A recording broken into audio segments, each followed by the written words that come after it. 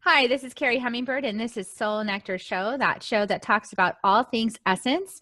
And we talk about it in the only way that I know how, which is to share our own personal stories of connection to that which is bigger than us, however it is that, you deem that for yourself in your own journey.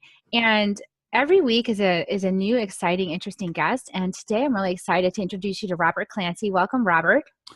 Well, it's a pleasure to be here. Thank you so much. So Robert is a gifted technology entrepreneur. So this is appealing to my 20-year career in technical writing. It's that geek side of me. So stay tuned, people. This is going to get interesting. He's a #1 international best-selling author, spiritual teacher, inspirational speaker, and minister from New York. So see, I'm not the only one that combines technology geekism with spiritualism. Yay. At age 19, Robert had a divine spiritual experience that greatly altered his life. In 2012, he started Robert Clancy Guide to the Soul Facebook fan page, where he shares his divinely inspired thoughts, now followed by over 600,000 people worldwide. Robert is also a regular contributor and weekly guest on Los Angeles' KABC Radio's syndicated late-night health radio show.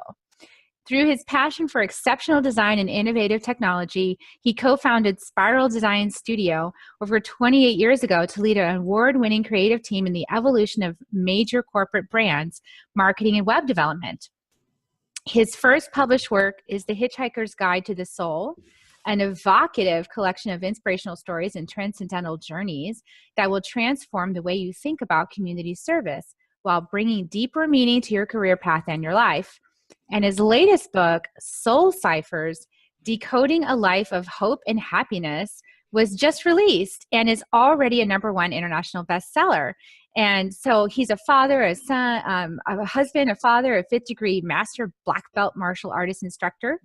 And he's also a dedicated volunteer who completely embodies the spirit of service. Yeah, so thank you. That's so wow. I'm like, yes, I'm impressed. Let's go. So I told you before I got on the call, I like to hear that juicy story of connection to essence, the thing that can really stir people to find out within themselves. So share. Yeah, and I know we had a brief conversation about that, but my divine experience at age 19 is really what set that path very clearly for me. And at age 19, I hit rock bottom. And I'd lost several friends to suicide. There were some that were killed in car accidents, and then my girlfriend at the time broke up with me. I was a straight A student up to that point, and then I just checked out. I stopped caring about everything, and mostly I stopped caring about myself. And I started getting in cars with people that were drunk and just staying out all night. I looked really horrible at that time. I saw one picture of myself from that time, and I looked like I hadn't slept in 3 months, and I probably hadn't. And it was in the restaurant I worked in that a waitress pulled me aside, and she said, "I know what you're doing to yourself, and you need to stop, or you're going to end up killing yourself." And she said, "Put your hand out." She made me stand there like this, and she went in her purse, and she took this little pamphlet out, and she put her hand on top of it and handed it to me and said, "This is how to meditate. And I want you to go home and do this, because this has gotten me through some difficult times in my life." And me being the programmer, like you said, I've got this whole digital side. I actually got 100 on a logic exam. I'm probably the most logical person you're going to meet on the planet. I followed the instructions, and it was about 3 hours in on this meditation. It was about 3 a.m. And I saw a light shining on the wall, and there was ambient light coming in my room from outside. So I moved the curtain, and I couldn't break the beam. It looked like a laser pointer. And I closed my eyes and I could see it, and I opened them and I could see it. And I thought, well, am I having a divine experience? I don't know. So I started watching it, and I sat there, and I actually got up a couple times and looked at it, because it was in this like dark oval on the wall, like a pitch black. And then the light was in it, and it was changing shapes. And then it looked like a paper cut out of an angel at one point. And I thought, well, this is getting interesting, so I might as well I have nothing else to do. And I pretty much, before I did the meditation, I asked God, basically, if you exist, I need to see something today. I want definitive proof or I'm done. And then I started the meditation. And this thing all of a sudden just unfolded into an angel. And I could see with my eyes open or closed. And it passed through the hole or whatever, that black sphere that enlarged to the size of the whole wall and ceiling. And a 7-foot entity emerged from this. So I kept this a secret for 30 years, even from my own family, because I didn't want to be judged. And I thought people would put me in a straitjacket. But this was with me for over an hour, and she touched me in the forehead with her index finger. And I was plugged into heaven and everything. So the words that I post on my page come from there. So I think I've gotten a little more clarity on my path than most people probably do. But we all have a career and a calling, like your life and your life path. And mine was given, it was like told, here, you're going to inspire youth. She showed me this rainstorm, and there were no words ever spoken. It was all through pictures and thought. And I actually experimented a little bit with this entity to see if, she could read minds. And of course, yes.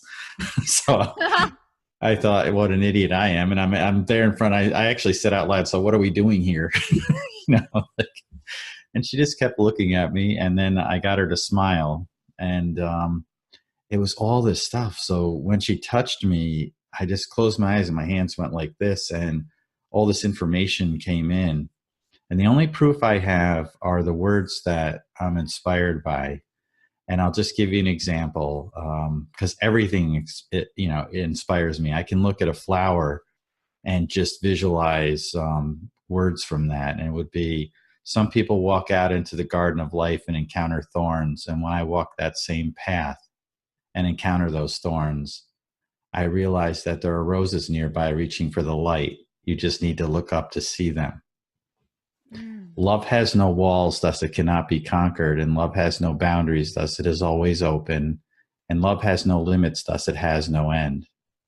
What's the quickest way to cross any river of doubt? The bridge of faith. What's the best instant messenger service in the universe? Prayers. Why do angels always win a battle of darkness? Their weapon of choice is light. It's just like I see everything. It's like God's math is on everything. So this path that we all have, the only way I can describe it is it's to learn what love is and to share that. And we all have that same path. It's how you get there. And every act of kindness matters. It's like a single note on a musical staff that becomes this infinite symphony of music sung by a choir of angels for eternity and heaven is layered right on top of us. So we have access to that now. And every time you share a smile or just even the most insignificant act of kindness becomes this symphony, and learning what that is. So that's really the essence of what life is. I go about my career path, and then I have this other path, and they're both intertwined like DNA. And that's how you go through. And yeah, you're going to have bumps in that journey. You're going to have detours, but just like a GPS, as long as you're still driving the car forward, which is up and into the light, you will be guided back to that path eventually. And if you've ever been stuck on the side of the road, you're not stuck there now. So whatever you're going through, you'll get through it and get back on that path. That's kind of my journey. Well, I think you're right in the sense that most people have not had the level of clarity or real experience as you have, right? That undeniable experience that that you experience, and regardless of anybody else, it's real, and people can feel the truth right in your being. Like that's how I deal with it now, is because these mystical things happen, and then you try to go to explain it to someone, and they haven't had that. So how do you know? How do you know that it's true? Well, I feel it. I feel like it's a vibration of truth. You can feel the vibration and the opening of the light. You can feel the truth of that coming through. Yeah. And I mean, how do you open up a conversation? So what happened to you? Well, I was touched in the forehead by an angel, and that was 30 years ago. I lived with everybody and just went on my way. And the only people that I really told crossed over a short time later, and I wanted them to be at peace before that. But other than that, yeah, I've just kind of lived with everyone. Well, I think with it's this really, knowledge. I think that the divine is so playful in how the messages are constructed and the people that are meant to deliver certain messages. Like the fact that you are so logical and, this real strong left brain aspect to yourself that people identify with you in the third dimension on, and then you have this powerful mystical experience on the other side. It's so perfect that you get to deliver that message, because they would expect me to say something like that, but they probably wouldn't. And this is Right. the thing. I haven't had that kind of experience. That's the funny thing. Now I've had a different, so can I share my experience with you? Sure. Well, I've had a lot of different experiences, but this one makes me giggle the most because it's like so perfect. So I more practice like earth-based spirituality. That's how I connect in with the divine, is through all the creations and through the energies of the earth and the planet and the stars. And I'm in a training, and I was on a vision quest. It's not exactly a full vision quest because I didn't go starving in the woods or anything. Yeah. But but I didn't have any food for 3 days. I had like lime water with some maple syrup, to drink every day. And it was just me in the woods. Like I had to just be alone.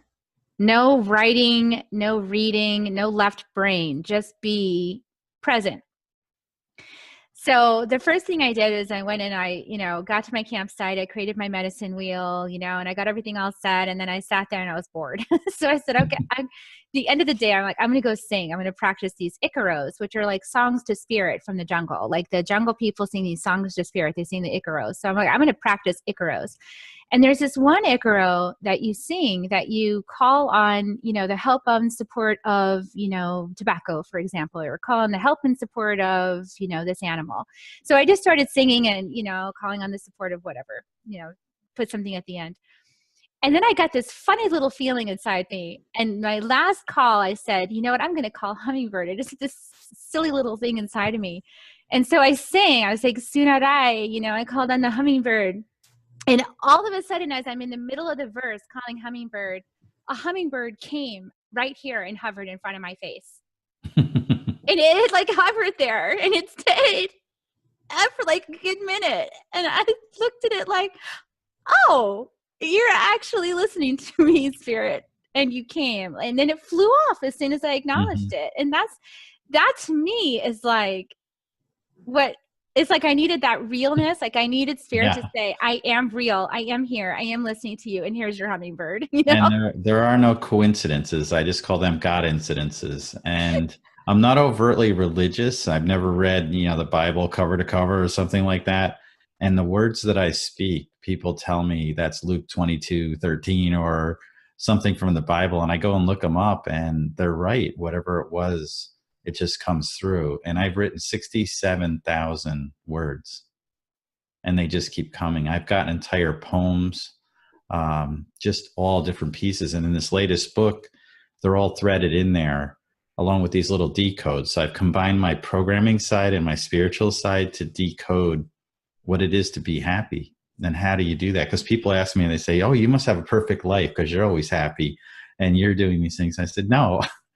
I'm going through a lot of things. I just lost my best friend in this world, passed away in January. My 19-year-old niece passed away at first year of college. Both of my parents, my best friend's parents, it's just like one after another in a very short amount of time. But it's how you deal with that and how do you go through, the next phases of that and how do you wake up and still get over those hurdles. And that's really, one of the things that I've looked at in not only this book, but just in my own path. And yeah, when I had the divine experience, I went to bed happy. I changed everything about my life the next day. And I did talk to myself in the mirror for a while after this experience. And I said, you're going to have to carry this and it's going to be a double-edged sword. You're going to have to live with knowing the rest of your life, knowing definitively. And I've just been in awe of people that have faith because I didn't. And I had to be shown something to have belief. And there's a big leap there that happens. And I've just been almost like, when I encounter people that have that faith, I mean, I get emotional because was like, wow, I had to be, I had to have this being right in front of me going, hello. Yeah, I think it's interesting how different people have different experiences of the divine, and we all have these. My sense is that we all have these challenges that we came here to learn specific things, in our journey. And so everything is perfect. Everything that happens for you is exactly perfect, even if it's not what you want. It's generally Right. isn't what we want. That's what I think the source of suffering is, wanting something else than what you have, wanting a different experience. And at the same time, as I say that, I'm reminded of my own journey of reinvention, because I think that partly you do need to let go of these ideas that we get from each other, looking outside, looking at other people, and not looking in here and being with Right. this being. And so the reinvention is really letting go of all the stuff you thought you were and surrendering. Yeah, and you just reminded me of sort of the way, if I put prayers out, and prayers do work, you only have to say them once. And I even like to write things down, because when you bring it in manifestation, it becomes more real. And you don't ask for what you need. You ask for how you can serve by having these things cleared out of your life so that you can do that, what they want you to do, what they need you to do. And that's why angels are guides, because they're guiding you, but you still have to walk the path. So I always pray for, it's not, okay, I need a whole bunch of money to solve a problem. It's if you provide this abundance, this will clear this out of my way and not become a distraction, so that I can continue to do what I need to do to serve. Oh, It's a different mindset. I'm wondering if they're talking to you right now. Carrie Hummingbird needs to hear this, because here's what I'm doing right now.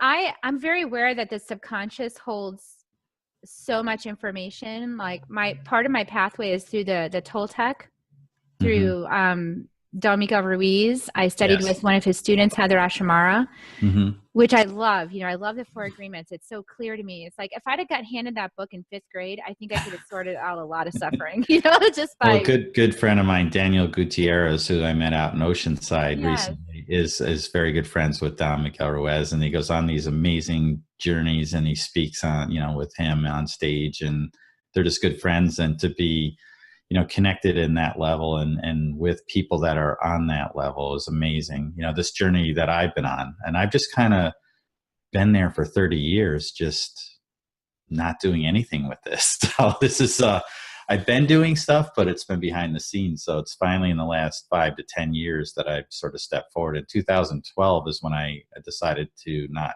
take this to the grave with me. So, I'm glad you decided on that level. So, well, okay. So in other words, you knew what your mission was. Yes. And you kind of hid from it. I just, I walked a path. Well, the mission was learn and just live with everyone and watch. And we're going to show you what you need to see. And then at the right time, you're going to reveal these things.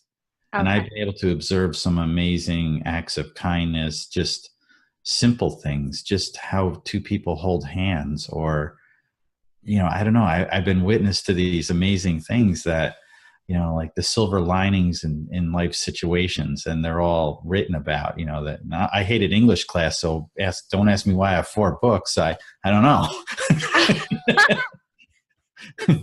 So getting back to what we were talking about is that I think this is a really interesting point. Sometimes what makes it hard for people is they've got these embedded structures, these perceptions about the way life is. And even if those embedded structures aren't supportive, they're familiar.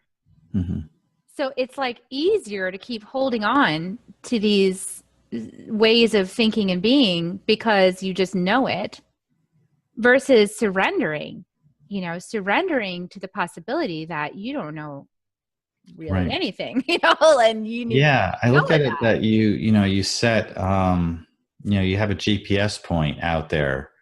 And I know that some will sit back, or if you go, hey, I'll just wait here and the Lord will provide to me.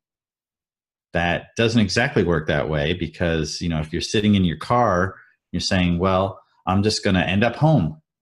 Well, you have to still drive the car. So you need to get out and do things. You need to be active. And that's part of the manifestation. You need to guide yourself. And what I found are there's almost like these, I call them soul hitches, these random sometimes occurrences or people that come in and they're almost like guideposts.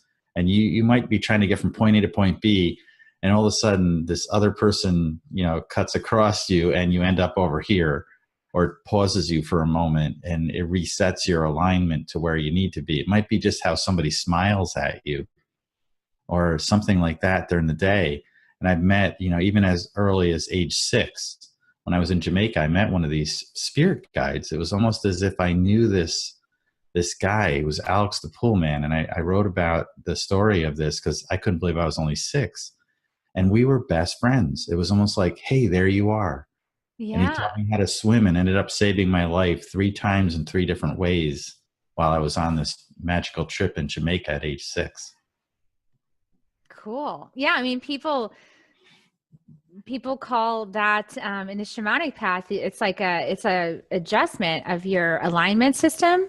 Mm-hmm. And if you're not, like, say you're ignoring your path, or say that you got a message but you're not doing it for whatever reason, chances are those are going to get a little stronger.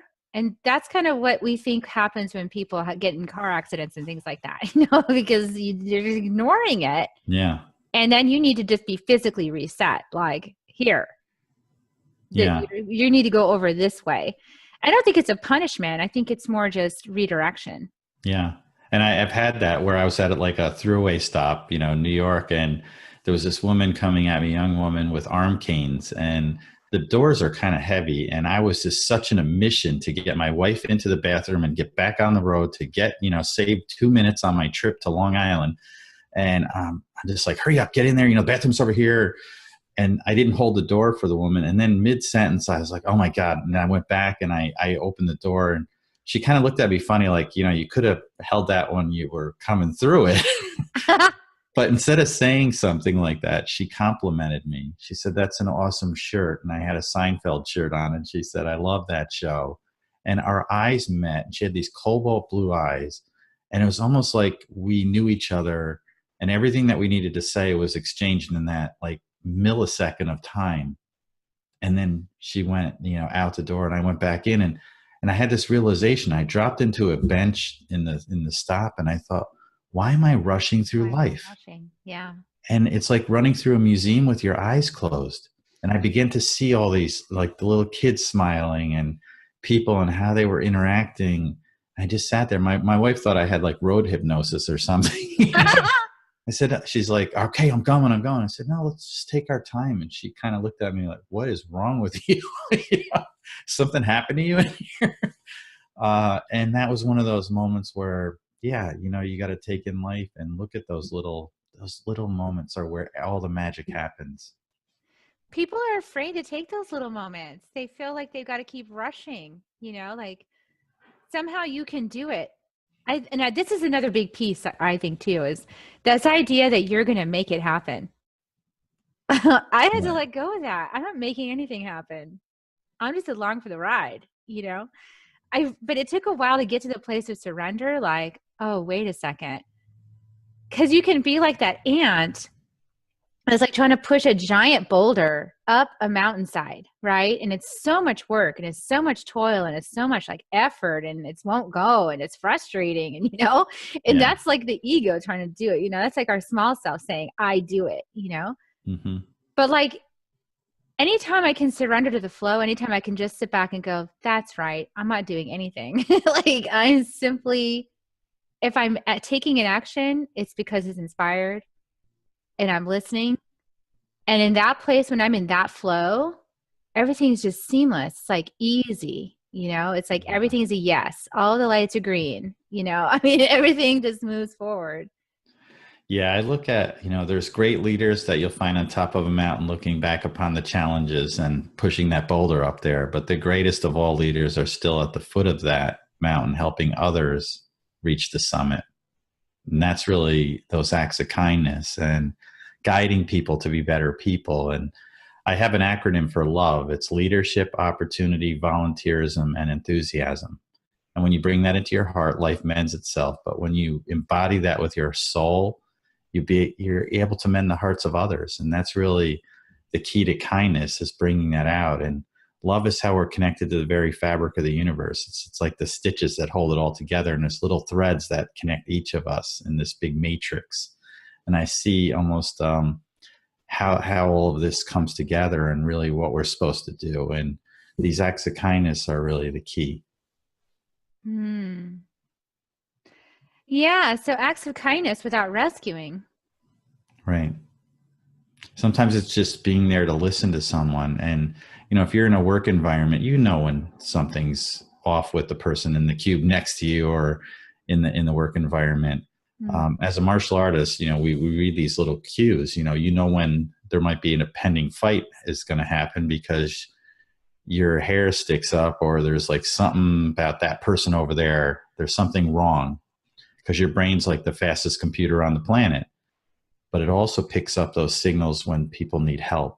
And when you encounter pain in martial arts, you retract. That's what we use to eliminate a threat. We apply pain, they retract away from you. That's what you want, get them off of you. But we do the same when someone next to us is in pain. We tend to retract away from that, where we need to go in. And that's part of martial arts, as you move into the pain as well to eliminate that. Yeah. So, one thing that's coming up for me is a question, and I didn't really know how to raise this, but I guess I'll just raise it and we'll just see what you have to say about it. So one of the things I think that I feel, and I think a lot of people are like me, is, you said you hadn't read the Bible, and I haven't either, because, frankly, like my mom just had some really negative experiences with that growing up. And, just my grandmother is very, very into it. So my mom just really, Midwest Texas, and was seeing like, here's this teaching, but like it's not being applied. Here's this teaching that we're all the same and we're all like children of God, but then like there's a colored bathroom and there's a white bathroom, And my mom just said, I don't want any of this. I'm just out. So she raised me with a blank slate, like nothing. And what's interesting to me is that I can feel like, for me, I guess spirituality is more feeling based. It's more like in my heart. It's like all about my heart. It's not about my thinking. Like anytime I start to get close to something like reading the Bible or something like that, I have an icky feeling. Like, I don't want that. Like, I want to feel it. It's like I want it to download into me or something. Like, I just want like a clear channel, because I feel like, with this game of telephone and the human race has been going on for how long now? Like, how many messages have gotten distorted? So I actually found this path, and I don't know if you know about Paul Selig, but he does channeling of like the Christ energy. And that to me feels so true. Like that feels more real to me. So I'm curious about your experience. Yeah, I think it's everybody, I look at all religion and it all leads to the same point. Yeah. It's the right voice for the right person at the right time. And there's beautiful teachings and writings and things in the Bible and each of the religious doctrines that are out there.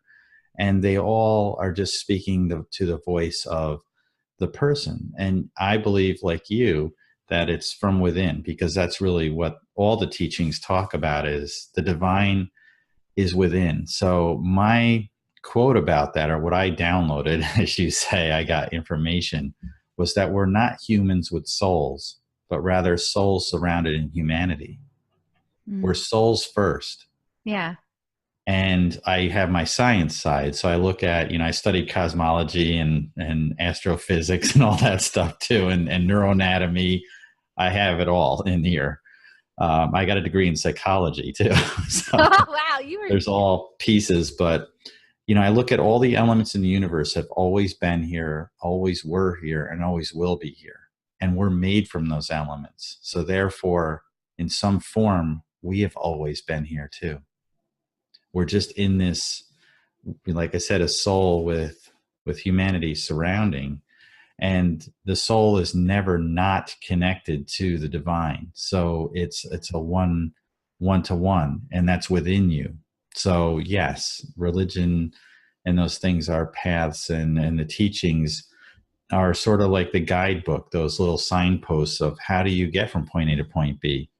And no one's perfect. We all are flawed in some way. You know, we're all in that sense, but just like a flawed diamond, it still shines and makes beautiful light when the light is applied to it.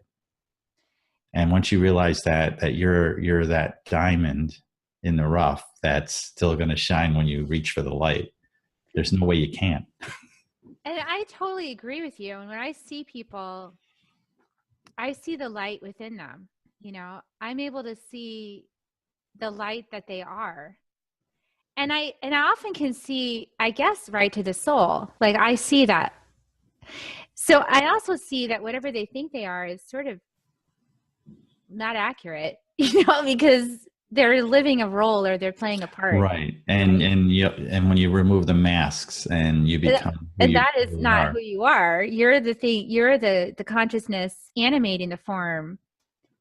And Right. I've always seen that, but I didn't have language for it till recently.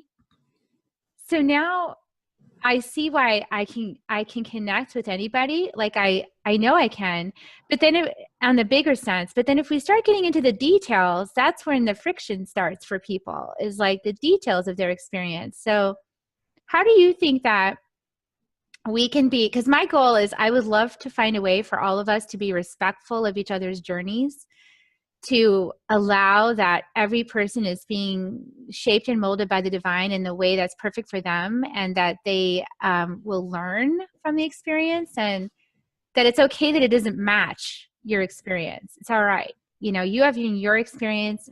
How do we get to that place though? Because we're not really there right now.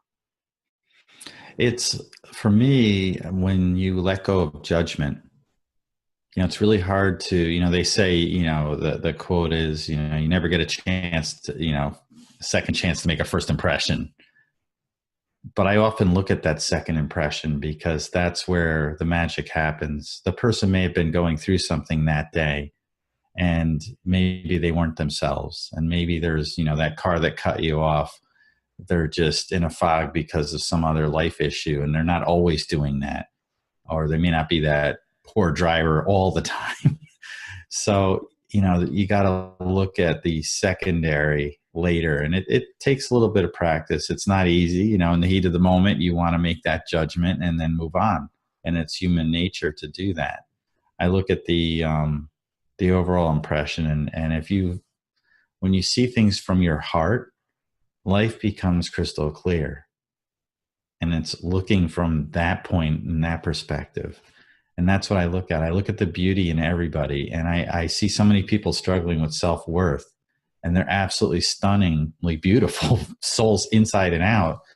And I've worked with the American Foundation for Suicide Prevention, and I saw this quilt made of all these photos of all these people who committed suicide. And they were absolutely amazing people, you know, in these photos. And I just was wondering why, you know, how did they get off that path? You know, how did they get down? And I've been there, so I know what rock bottom is. You know, I found two things there, the bottom and the way out, and you need to look up to see it.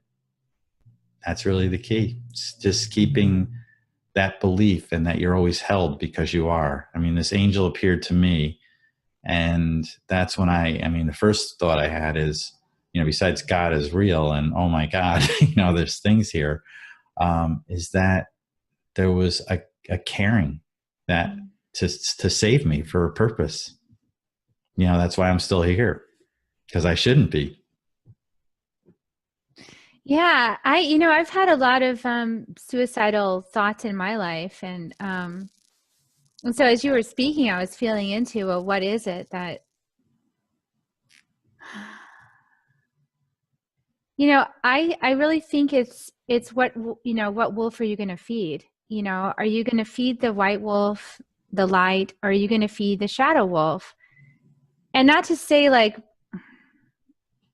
we should just, we can't ever sever, you know, ourselves from the darkness, because that's what helps us grow.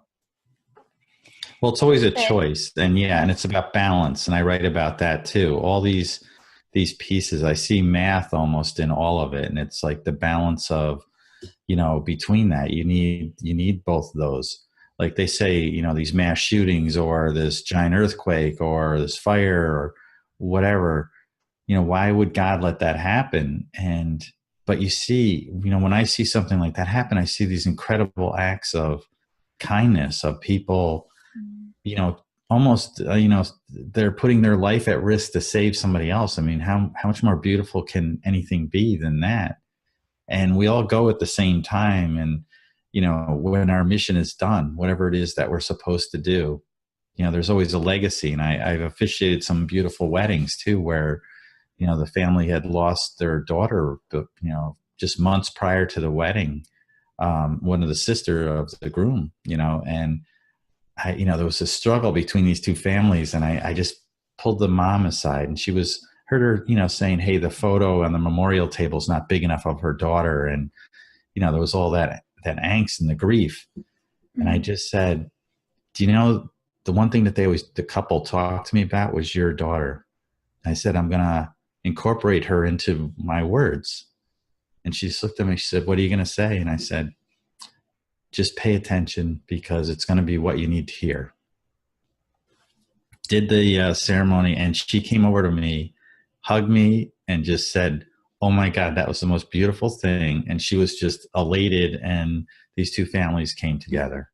And it was all about that. It's just kind of sometimes release, and letting go of grief isn't letting go of the loved one. It's creating room in your heart for the love that you have for them. And, if you have this huge amount of grief, then your heart must be that big too. And it's all about that exchange of light, and recognizing that all she needed to do was just want to hear my daughter mattered, because she was lost, and they're not. I always look at when somebody passes or crosses over, they're not lost. We're lost. We're lost in our grief. Mm-hmm. They're found. It's a different perspective. And a lot of my book and a lot of my things that come to me are all about perspective. And I see metaphors like when you're standing on a mountain looking at that hole you were stuck in, it's nothing at that point. You see this beautiful valley. But when you're in the hole, you only see the darkness. And when you get out of the hole, you're stuck in the forest, but you can't really see where you're going. But when you're on top of the mountain, you get these beautiful views. So it's all perspective. Where are you in that chain? Yeah. What are you seeing right now? Right. Well, it's the great mystery is what I'm seeing. The great mystery of life. How do we even know?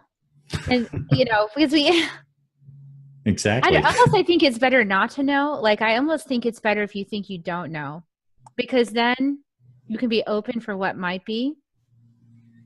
You can open your heart and have this experience and like just be so grateful for the miracle. I actually had this download the other night at dinner with my sweetheart. I was like, wait a second.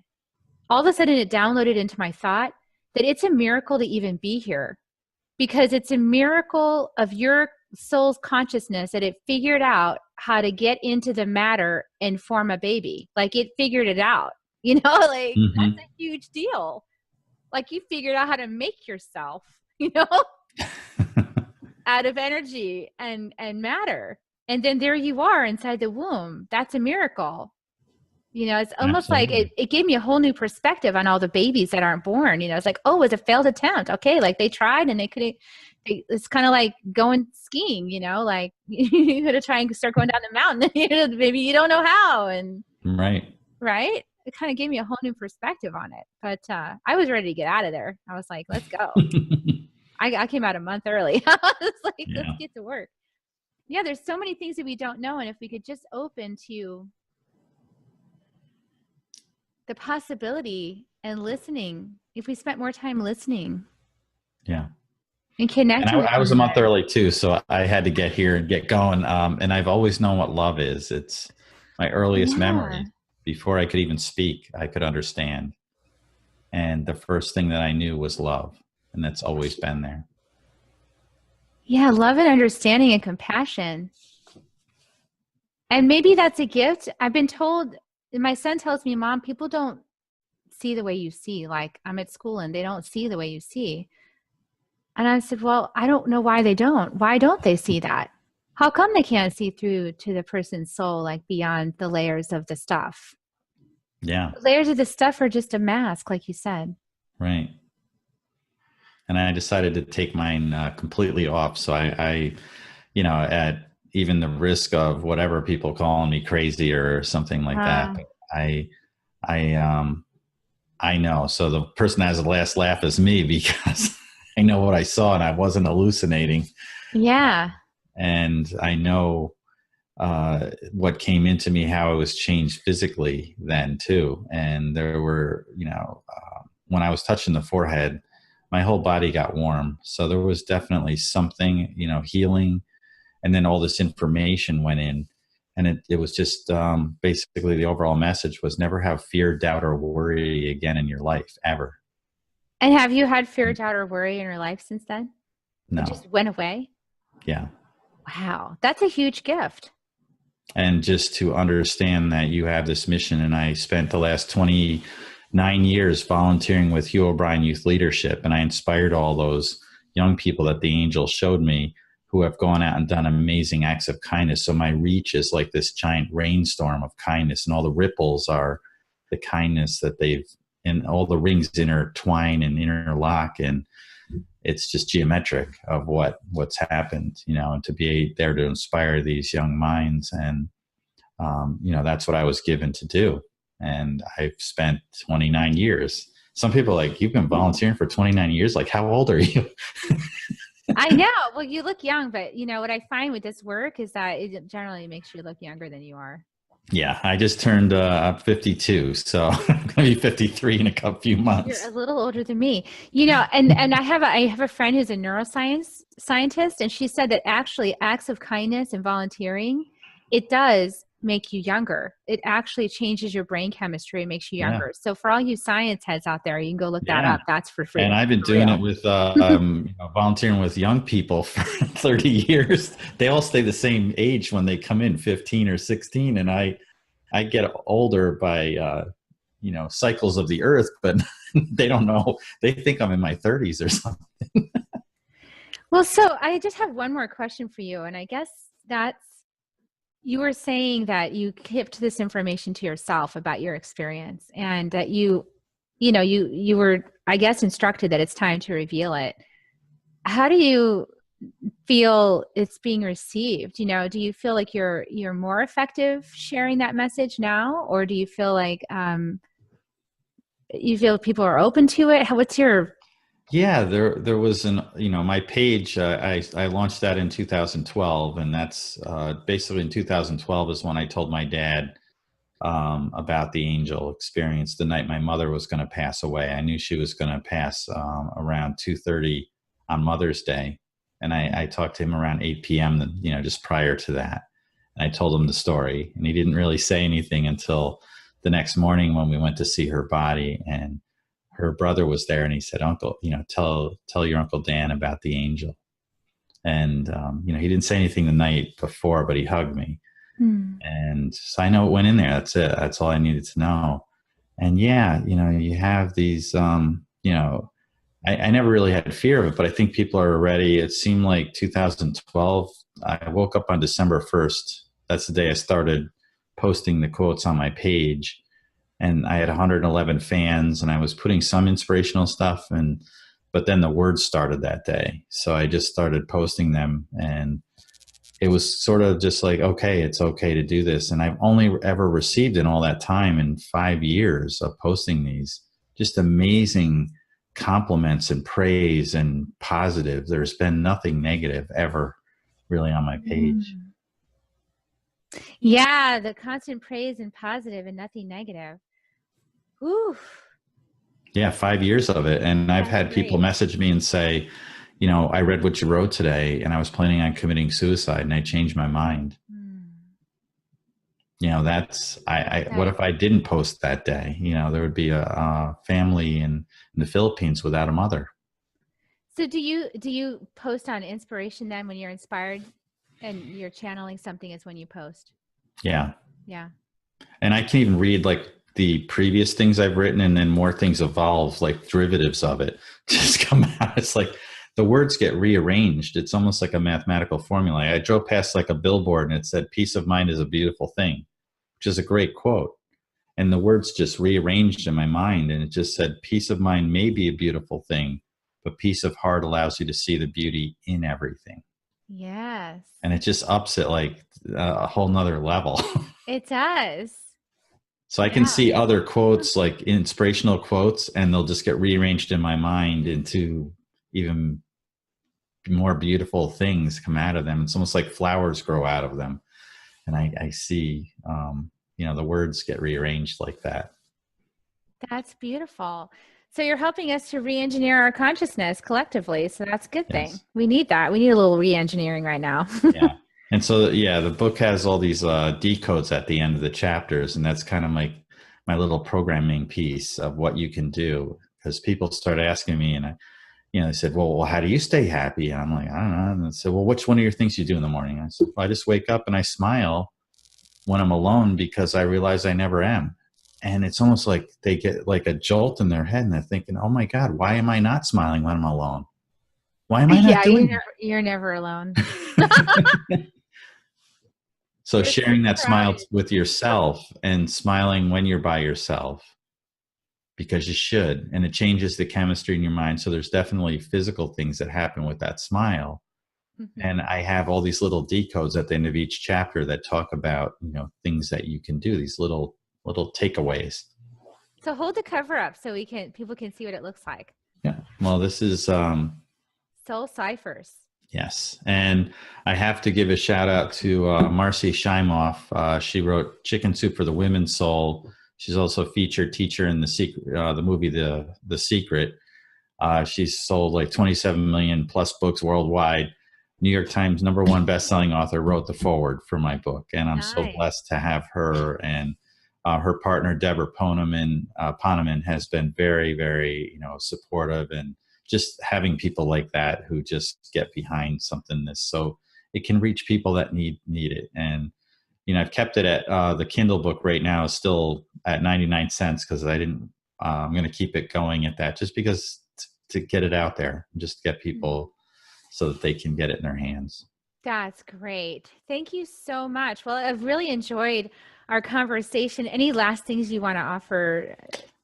Well, I have a few quotes. I wrote down some things, so I'll just give you a little sampling of my downloads. No one gets lost in the sea. No one gets lost at sea on the ocean of love. Don't let a position of leadership define you. Only your words and actions show others who you truly are. When you're capable of forgiving yourself, you're capable of forgiving the faults of others. So forgiveness starts from within. A picture may be worth 1,000 words, but a smile can warm 1,000 hearts. And people say life is hard, and if life was supposed to be easy, it would be boring. In order to handle the many challenges of life, it takes patience, understanding, compromise, and forgiveness. The odd thing is love requires those exact same things. Nice. So true. All right. Well, thank you so much. If you want to join me, we're going to give kisses to everybody. All right. Well, we got it. I go here. Yeah. And I thank everyone with, instead of from the bottom of my heart, because I've never gotten there. I can only thank you with all my heart. So I send all my love. Oh. And I always say that it's everything. And, I just hope somebody is inspired by this to go out and do an act of kindness or share a smile or hug somebody and just take a moment and pause. Whatever you're going through, it'll pass just like storms pass and they go by and then the sun comes out again. I see the quote is, even the sun has to face dark days, but it still shines. Yes, it does. It shines every day. It comes up. That's right. All right, you guys, thank you so much. I appreciate your time with us today. And everybody, I'll see you next week on Soul Nectar.